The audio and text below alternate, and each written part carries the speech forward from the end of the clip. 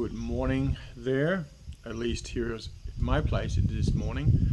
It's a overcast, a little bit of a breeze, and it's cool, and I like it really a lot. Enjoying my morning tea, soursop. The only tea of all the teas that I've had the pleasure of trying that I actually like. It's very nice, and I'm a coffee drinker. So for me to say a tea is nice is something. Anyway, today's video is about RSO, and well, it's actually about two things. It's about staying motivated, and it's about RSO. And if we take the first thing first, about staying motivated, I see a lot of people in some of the support groups saying that they are very depressed and they can't seem to find their way out of things, and their life is not worth living. Maybe not in those strong terms, but depression is definitely a word that I see often being repeated in there. And obviously I can only talk for myself, but I know that one of the strengths in having a positive attitude is coming from doing something yourself, making a difference yourself. And that's why, for instance, like I mentioned in another video, that I was very excited when I found out that melatonin could postpone the time you get castrate resistant when you're on androgen deprivation therapy. So, and that's because if you just sit idle and you wait for things to happen, and every 3 months you got to do a PSA test, or maybe every year you got to do a PSA test, and all you do is actually just worrying about that the day will arrive that nothing is working, and then you're on the next treatment, which, depending on the technology and the progress of the medical industry, is bad or worse, or maybe even slightly better. But for all it is, as it is, if you've got metastases, it's a palliative care. But if you could do something yourself, it just boosts the mood.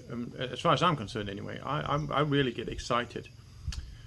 And when we're talking about doing things, taking responsibility and take action ourselves, then one of the things I've done is making my own RSO, and that's what the primary topic is for this video. Because this video is for people who are contemplating using RSO, or are contemplating, even better, making the RSO themselves. Hold on a second, I'll just go check here. Somebody's coming. So what really is important is that you can always find places that explains what to do right, but that's only half the truth. And it looks very easy for people who are used to do it and who has done it for a long time. And all the pitfalls, all the mistakes you can make, well, you'll make them even though you know how to make them right, because you don't know where it can go wrong, and you might not pay attention to that. So I'll give a little recap of what I have done so far on the RSO, and then I will give you my take on why I think everybody using the RSO is using it wrong. That's a big word, but that's part of the joy of this process. We are on uncharted territory, so there's a lot of opportunities and possibilities and things to be explored. If we're rewinding, then when I, the 14th of August, got my message that I got a PSA at 124, I didn't do anything except from taking the medication, as I've been mentioning before, for prostatitis for a month. My PSA dropped to 97, and then I didn't do anything else, but we concluded that it was definitely not just prostatitis, there was something else more wrong. Did the MRI and stuff, but while I was waiting for the result of the MRI and had time to absorb the fact that I had an issue, I also started doing research. But other than that, I really didn't make much changes, and my PSA pumped back to 120. In that period of time and my research, I very superficially came across the information that cannabinoids might have a good and positive impact on cancer. So I quickly tried to figure out where I could get it, and the first place I got was from Lazada, and it was a tint. So it was just a total extract, and it tasted quite good. It was peppermint, but no effect really on it. So I realized that I needed probably something full spectrum. So I got contact with somebody else who was selling full spectrum oils, And the first question was, do you want THC or CBD? And I was like, oh, I don't want THC, because at that point I realized that THC was the psychedelic part, and I was not interested in any of the psychedelic things. I was just wanted the medical part. And most of the articles that I come across on my very, very early research said CBD. So I got a shitload of CBD. Not far from that, then I realized that in the RSO community, they are talking 4-to-1 ratio THC to CBD, and they are always talking about high THC doses, high percentages. So I had to have THC oil. So I asked the guy supply if he had that, and said he didn't. He also supplied me a good bunch. But then I realized that I needed to know how it was made, because it looked, well, I didn't know any better, but retrospectively it looks very dirty. So I needed to know how they had cleaned it up, and I needed to know what strain it was, because each strain has different properties. And I've later learned that it's not just a strain. It is, if it's good, there are, so it's consistent of 10 to 15 strains. But the contact got broken. He did not want to explain it to me. I don't know what went wrong there. But anyway, I couldn't get information, and that kick-started my adventure of doing the RSO myself. And as I said, I then got aware that we had to have a 4-to-1 ratio, so I found two strains, a CBD strain, the South Super Haze, 18% CBD, as far as I remember, and the Night Move, which was a very strong, but no CBD indica strain. And I mixed those two together, so now I had two strains, and it was good. And then later on, I realized that they were saying 4-to-1 ratio, but 10 to 15 strains. So I've been working hard to bring my suppository mix up to the 10 strains, and it has. I have succeeded. We are at 10 strains now. But in that process, I also found out that they said indica dominant strains. So that's what I've been searching for, and if I can get the higher percentage of indica, the better. Basically, I avoided everything that says 50-50. But now we get to my conclusion why I think everybody's doing it wrong. When they are in the community, are using RSO to treat cancer, all sorts of cancer, mainly pancreatic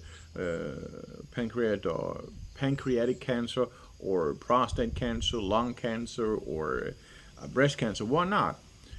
Then they say 10 to 15 strains, because they have no idea what it is exactly that does the cancer trick. And so then they need to use a lot of different strains, and adding the fact that each cancer is different in their makeup, so obviously you cannot just use one that fits all, unless it is comprised of so many different strains that it does fit all. It's in the end of the day. So if that's the case, why not use sativa? Because sativa seems to have a lot of strains that have a lot of combination of CBN or CBG or CBD as well, which I find very interesting. And when I look into that, it seems just to be the consensus, because the indica strains are more calming, more relaxing, and when you go the high doses of 1 gram a day, 1,000 milligram, then being relaxed a little bit better than jumping around, jump of joy. But now I've been doing this for a couple of months, and one thing I can say, especially now when I get on melatonin as well, and I'm doing wormwood, I am tired in the morning. I'm really tired, and I'm thinking, why should I then be using a 100% indica dominant strain in my RSO on the whole day? Why not have a sativa dominant version for the morning and a indica dominant version for the evening, so that you wake up in the morning, you have your suppositories, and whatever effect you have, it is going to give you energy, it's going to give you a little bit of a oomph so you get on with the day, instead of having one where, oh, you just want to go power napping. So that's something that I'm working on right now. I'm trying to solve it, because I already have this prepared, the suppositories I have, so I have to make use of them. But I'm trying to figure out if I can find some within price range I can afford, some good sativa strains, and then I'm going to make myself a special one for the morning. But until I get to that point, then I have decided to use my Night Move as my oral version for the night. Obviously, it's a good one for that. It's proven good to me anyway. And then in the morning, I'll be using, as it stands right now, the Squirrel Tail, because it's 100% sativa. And that will be the one I'll be using to wake up on. But I have ordered Amnesia Haze, and I'm thinking that's probably going to be another go-to one. I wanted to have Sour Diesel, but can't find it. Durban Poison, I wanted that one as well, can't find it. Anyway, yes, so that is a very short story, and maybe not even that short, but just to recap my RSO traveling, my adventure on that. So if you want to make RSO yourself, yes, I think there's something to look at there, whether it should be pure dominant, indica dominant, or it should be sativa. I think depending on the day, start of the day, and then remember it's got to be a lot of strains, because we don't know which one is really the one that works. So that was some lessons that I have learned. Now I'm trying to update my my stock, because I can see I have several of the strains that just don't have much left in my experimenting. So I have to fill up with that. Anyway, that was it for today. Until next time, as always, stay healthy.